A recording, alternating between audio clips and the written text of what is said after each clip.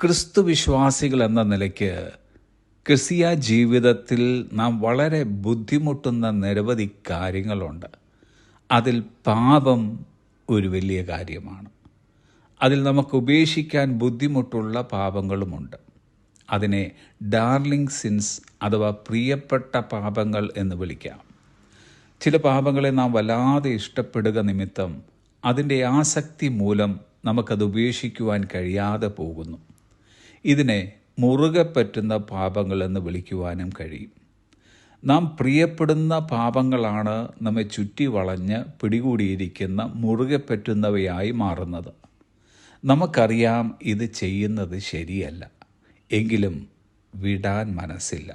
അത്രമാത്രം ചില പാപങ്ങളെ ഇഷ്ടപ്പെട്ടു പോയി.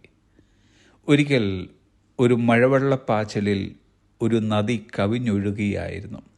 അതിലൂടെ പലരുടെയും വീട്ടു സാമാനങ്ങളും തടികളുമൊക്കെ ഒഴുകി പോകുന്നുണ്ടായിരുന്നു.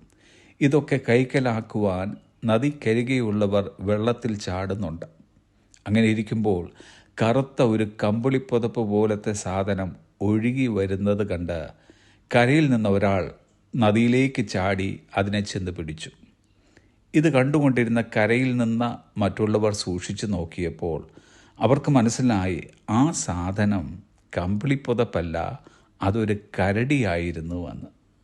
അവർ കരയിൽ നിന്നും വിളിച്ചു പറഞ്ഞു, അതിനെ വിടൂ, അത് കരടിയാണ്.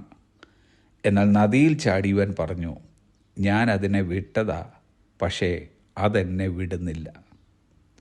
ഇതുപോലെ തന്നെയാണ് മുറുകെ പറ്റുന്ന പല പാപങ്ങളും. നമ്മുടെ ആത്മാവ് വിടാൻ തയ്യാറാണെങ്കിലും നമ്മുടെ ദുർബലമായ ജഡം അതിന് സമ്മതിക്കുന്നില്ല. ഇവിടെയാണ് ആത്മാവും ജഡവും തമ്മിലുള്ള പോര് നടക്കുന്നത്. ആത്മീകരായ നാം ഇവിടെ പാപത്തെ കൊന്നുകൊണ്ടിരിക്കുകയാണ്. അല്ലായെങ്കിൽ പാപം നമ്മുടെ ആത്മാവിനെ കൊന്നുകൊണ്ടിരിക്കും. തിരുവചനം പറയുന്നു, റോമർക്കെഴുതിയ ലേഖനം 8-ാം അധ്യായം 13-ാമത്തെ വാക്യം, നിങ്ങൾ ജഡത്തെ അനുസരിച്ച് ജീവിക്കുന്നുവെങ്കിൽ മരിക്കും നിശ്ചയം. ആത്മാവിനാൽ ശരീരത്തിൻ്റെ പ്രവൃത്തികളെ മരിപ്പിക്കുന്നു എങ്കിലോ നിങ്ങൾ ജീവിക്കും.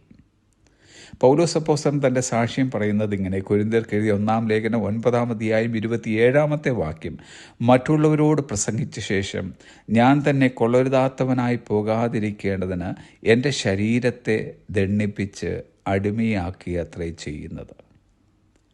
ദൈവത്തിൻ്റെ പരിശുദ്ധാത്മാവിന് ഇന്ന് നമ്മോടെല്ലാവരോടും പറയുവാനുള്ളത് എബ്രായർക്ക് എഴുതിയ ലേഖനം 12-ാം അധ്യായം 1-ാം വാക്യം, ആകയാൽ നാമും സാക്ഷികളുടെ ഇത്ര വലിയൊരു സമൂഹം നമുക്ക് ചുറ്റും നിൽക്കുന്നത് കൊണ്ട് സകല ഭാരവും മുറുകെ പറ്റുന്ന പാപവും വിട്ട് നമുക്ക് മുമ്പിൽ വെച്ചിരിക്കുന്ന ഓട്ടം സ്ഥിരതയോടെ ഓടുക. Have A blessed day.